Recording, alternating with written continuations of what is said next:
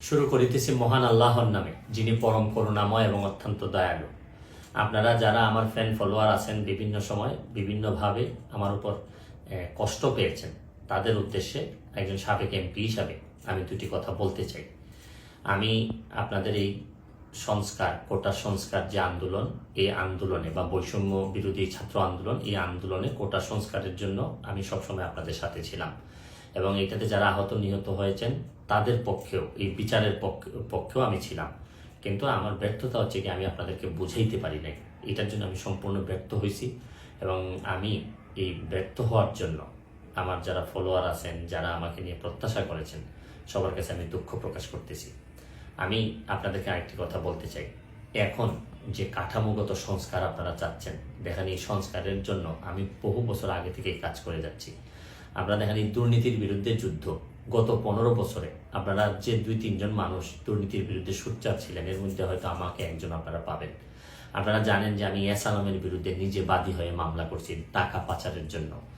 আপনারা জানেন যে আওয়ামী লীগের বর্তমান কমিটির যিনি প্রচার সম্পাদক আব্দুস সুবহান গোলাপ, তার আমেরিকাতে 9 বাড়ি থাকা নিয়ে আমি নিজে বাদী হয়ে মামলা করছি। আমি পুলিশের সাবেক আইজিপি বেনজিরের বিরুদ্ধে নিজে বাদী হয়ে দুদকে মামলা করছি। মহান সংসদে আমি তার বিরুদ্ধে বক্তব্য দিছি। মতিউর যে কর কমিশনার মতিউরের বিরুদ্ধে আমি মামলা করছি। আমি সালাম মুর্শিদির বাড়ির নিয়ে মামলা করছি। আমি আপনি কাজী সালাউদ্দিন যে ফুটবলের দুর্নীতি নিয়ে আমি কথা বলছি। ওসি মুয়াজ্জেমের বিরুদ্ধে আমি নিজে মামলা করছি, করে তার 8 বছরের সাজা হয়েছে ডিজিটাল নিরাপত্তা আইনে।